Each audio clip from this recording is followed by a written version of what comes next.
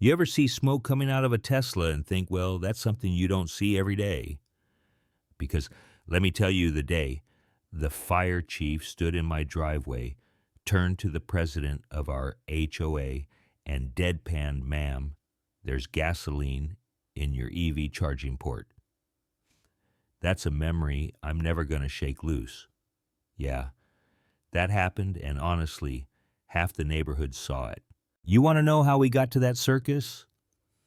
Pull up a chair because it all started with a Charger, a cherry red car, and a woman who thought the rules were for everyone else. So Willow Creek Estates.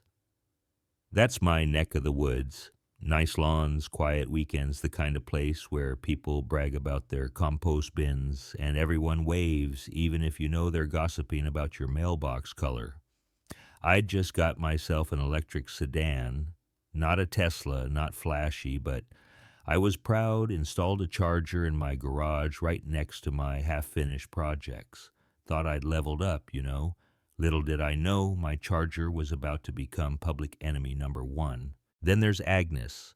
If you've never lived next to an HOA president with too much time on her hands, count your blessings. Agnes Leopard. Print silver hair sprayed so hard it could stop a bullet. Voice sharp enough to slice through concrete, had run this place for years.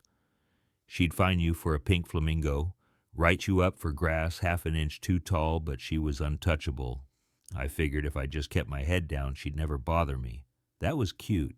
About a month after I put in the charger, I pull in late one night and see my cable stretched all the way across the driveway plugged into Agnes's Tesla, which is parked like she owns the sidewalk. She waltzes out, waves like we're best friends, and says, "Hope you don't mind, dear. My charger's on the fritz." Just unplugs and leaves trampling my petunias on the way back inside. I stood there thinking, was I in a sitcom? Like, did I miss a meeting where my house became a public utility? I tried to play nice, left a note, offered the name of an electrician. Thought maybe she'd get the hint, but you know how that goes.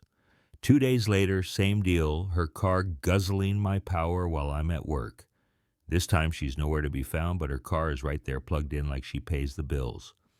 Next thing you know, I'm parking my car right up against the charger, locking the garage, doing everything short of putting up barbed wire. And then Agnes rings my bell. She's got that smile, but her eyes could freeze soup. "I think your car is blocking the community charging point," she says, all sugary. I just look at her. "It's my charger, Agnes. It's not community property." She doesn't miss a beat. "Well, as president, I just assumed you'd want to help out. My tech can't come until next week." I could feel the threat hanging in the air, you know. Like she wasn't asking, she was telling. After that, it was war. She'd sneak over while I was gone, plug in at midnight. Sometimes I'd come home and find my car unplugged and hers charging. I tried confronting her firm but calm. "Agnes, you can't keep doing this." She'd just laugh. "It's just a little electricity. Mark, don't be so dramatic. You're saving the planet through me." Meanwhile, she's sending violation letters to my neighbor for having a gnome in the yard. The hypocrisy was next level. I started keeping records, pictures, timestamps, videos. My electric bill was climbing. My patience was running out, and every time I thought I'd outsmarted her, she'd move a potted plant park, her car sideways, do whatever it took. The last straw. She left a note on my windshield on fancy paper. "Mind you, could you coil your cable properly? It was tangled. Also, your petunias are looking sad." I mean, who does that? So here's where things get interesting. I'm an engineer. I like solving problems, and I've got a stubborn streak when I get pushed. One night I'm in my garage, and this idea hits me. If Agnes wants to plug into my stuff so badly, maybe it's time she gets a taste of what she's been dishing out. I go online, buy a busted charger casing, strip it down, rig up a hidden gasoline bladder inside, make it look just like my real charger. Same click, same weight, even the same color cable. My wife peeks in and asks, "What are you building now?" I just shrug. Something for the birds, and go back to work, grinning. For a few days, I make a show of leaving the charger out. Even park my car further down the street to make it easy. Agnes is a creature of habit, always shows up right before her bridge club, always in a hurry. Sure enough, the day I swap the decoy in, she comes cruising up around 4 o'clock, doesn't even check if I'm home. Just grabs the plug and jams it into her Tesla. I'm watching from behind the curtain, heart pounding like I'm about to rob a bank. She presses the trigger, and for a second, nothing happens. I start to sweat. Maybe I messed up. Maybe she'll notice. Then smoke. Just a little. At first, then more, and suddenly there's a pop, and Agnes is screeching, waving her arms, trying to yank the nozzle out. Black goo drips onto my driveway. Her dashboard is flashing every warning light Tesla ever invented, and neighbors are spilling out onto their porches like it's a fireworks show. And that's when my favorite twist happens.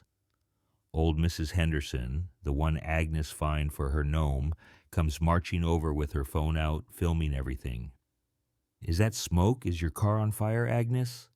she yells. For the first time ever, Agnes looks rattled. She's flapping her hands, blaming me. The charger, the HOA, maybe even the moon for all I know. She screams about lawsuits, about me trying to sabotage her, but the crowd isn't buying it. Everyone's seen her help herself to my charger for weeks. The fire truck shows up, sirens, lights the works. The chief comes over, inspects the charger, sniffs and says, "Smells like gasoline." Agnes tries to pin it on me. He sabotaged my car, but I just play dumb, show the cops saw the video I'd saved.